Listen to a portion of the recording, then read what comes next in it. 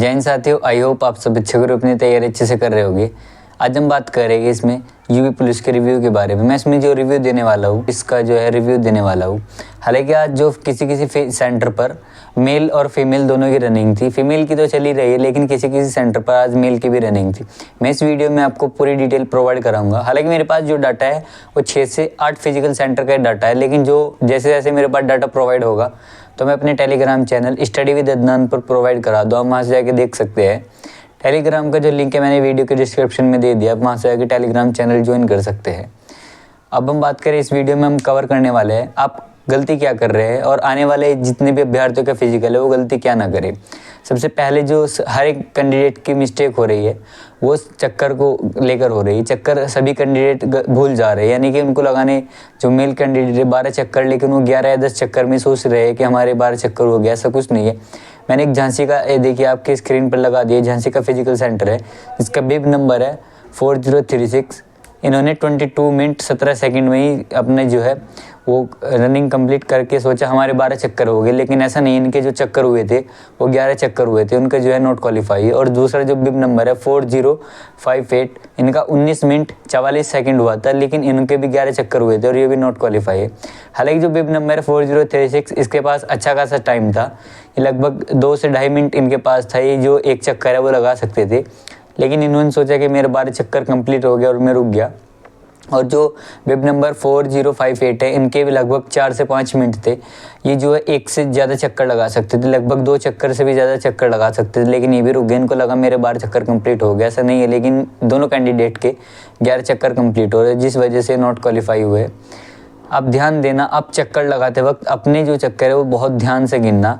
यदि आप 12 चक्कर कंप्लीट कर ले रहे हो तो आप रुकना मत, क्योंकि यदि आप 12 चक्कर भी कंप्लीट कर लिए, अब 13वां भी कंप्लीट कर लिए, तो आपको ऐसा नहीं है कि आप 13 चक्कर कर लिया, 14 कर लिए तो आपको नॉट क्वालिफाई माना जाएगा। ऐसा नहीं है। 12 चक्कर जैसी आपके कंप्लीट हो जाएगी तो आपकी जो चिप है वो काम करना बंद कर देती है, यानी कि आपके जो 12 चक्कर है वो काउंट हो जाएंगे। आपका जो टाइमिंग वो चलता रहेगा, लेकिन आपके 12 चक्कर काउंट होने के बाद आपका जो लैप है वो काउंट नहीं होगा। तो आप ध्यान देना, आप 12 से ज़्यादा ही चक्कर लगाना। आप ये मत सोचना कि मैंने 13 लगा दी तो मैंने क्वालिफाई नहीं होऊंगा, ऐसा नहीं है। अब 12 आपको लगाना कंपलसरी है मेल कैंडिडेट को, और फीमेल कैंडिडेट को 6 चक्कर लगाना बहुत ज़्यादा ज़रूरी है। और अब हम बात करें आपकी, सबसे ज़्यादा आप ध्यान देना, आपकी जो चिप है वो उसके अकॉर्डिंग आपकी टाइमिंग कैलकुलेट होगी। अब हम बात करें कितने लड़के पास हो रहे हैं, तो आपका जो पास परसेंटेज है वो लगभग 93 से लेकर 95 या फिर 95 से 90 कैंडिडेट, यानी कि एवरेज जो जड़ा जाए हर एक फिजिकल सेंटर पे 90% जितने भी कैंडिडेट वो पास हो रहे। और फेल की बात करें, किसी फिजिकल सेंटर पर पास हो रहे, किसी पर 7 हो रहे, किसी पर 3 हो रहे। ओवरऑल जो एवरेज जोड़े तो हम देखा जाए तो 10% जो कैंडिडेट है वो नॉट क्वालिफाई हो रहे हैं, मतलब कि 90% कैंडिडेट पास हो रहे हैं और 10% ही कैंडिडेट जो है जो फेल हो रहे हैं। हालांकि जो पास होने का रेशियो है वो बहुत ज़्यादा है, और यही बहुत ज़्यादा रेशियो आपकी कट ऑफ पर भी असर डालने वाला है, क्योंकि ज़्यादा कैंडिडेट भारी मात्रा में पास हो रहे हैं, और जितने कैंडिडेट भारी मात्रा में पास हो गए तो आपकी जो कट ऑफ है उतना अच्छे लेवल पर लगने वाली है। अब हम बात करें लड़कियों की, तो लड़कियों में जो फेल परसेंटेज है वो 5, 7 और एवरेज जोड़ा जाए तो 10% है।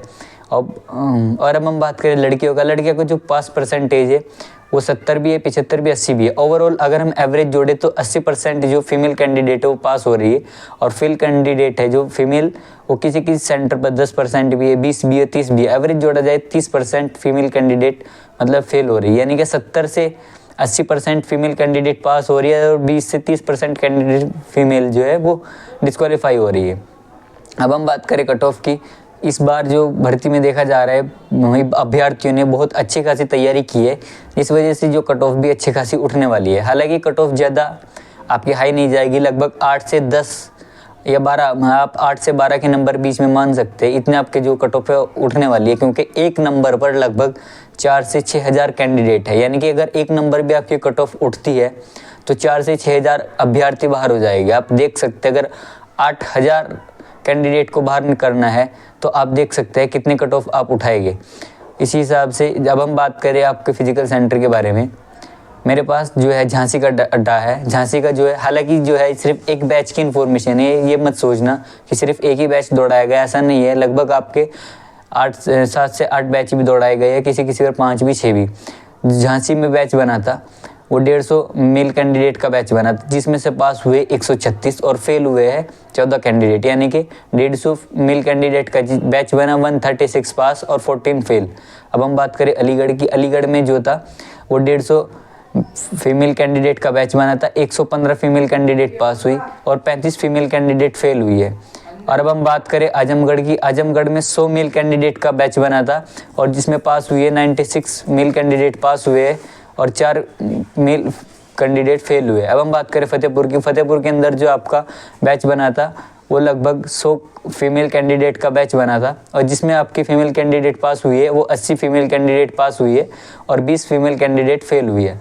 अब हम बात करें गोरखपुर की, गोरखपुर में 150 फीमेल कैंडिडेट का बैच बना था और 118 119 का भी किसी ने डाटा सेंड किया, 118 हम एवरेज मान सकते हैं, 118 एक सबसे ज़्यादा आया था, 118 जो कैंडिडेट है वो पास हुए और 32 कैंडिडेट फेल हुए। अब हम बात करें बरेली, बरेली में 150 मेल कैंडिडेट का बैच बना था और जिसमें से पास परसेंटेज है वो 140 अभ्यर्थी 150 में से पास है और 5 जो अभ्यर्थी वो फेल है। हालांकि जो ये डाटा है सिर्फ एक बैच का डाटा है, इसी हिसाब से आप देख सकते हैं, आप अपना देख सकते हैं कि कितने फिजिकल पास हो रहे हैं और कितने फेल हो रहे हैं। हालांकि इस बार फिजिकल बहुत भारी मात्रा में अभ्यर्थी जो है वो पास हो रहे हैं। और अब हम बात करें कि आपको जिनका आने वाले दिनों में फिजिकल है उनको किन बातों का ध्यान रखना है। आपको सबसे पहले ध्यान रखना है आप किसी भी एस्टेरॉयड का यूज़ मत करो, वरना आपको इंजरी का सामना करना पड़ेगा।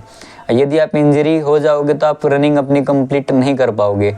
और सबसे ज़्यादा आप ध्यान रखो, आप जिस पेस पे अपनी रनिंग की उसी पेस पे अपने जो वहाँ पे रनिंग कंप्लीट करोगे उसी पेस पे करना। ये मत सोचना मैं जल्दी लगा दिया थोड़ा लेट, ऐसा कुछ नहीं है। आप अपने पेस पे रनिंग करना। और दूसरी बात, अपना जो एस्टेरॉयड कुछ मत लेना, आप एनर्जी ड्रिंक वगैरह ले सकते हैं, ग्लूकोज वगैरह, या फिर जो भी आपको लगता है कि हाँ ये सूटेबल है वो आप अपने हिसाब से ले सकते हैं। आप ध्यान रखना जिनका भी आने वाले दिनों में वो फास्ट फूड वगैरह से दूर रहना, तला भुजा मत खाना। बस आप अपना पेट बचाना और अपनी बॉडी को बिल्कुल एनर्जीफुल रखना। यदि आपको मेरे द्वारा जानकारी अच्छी लगे तो वीडियो को लाइक करके चैनल को सब्सक्राइब करें।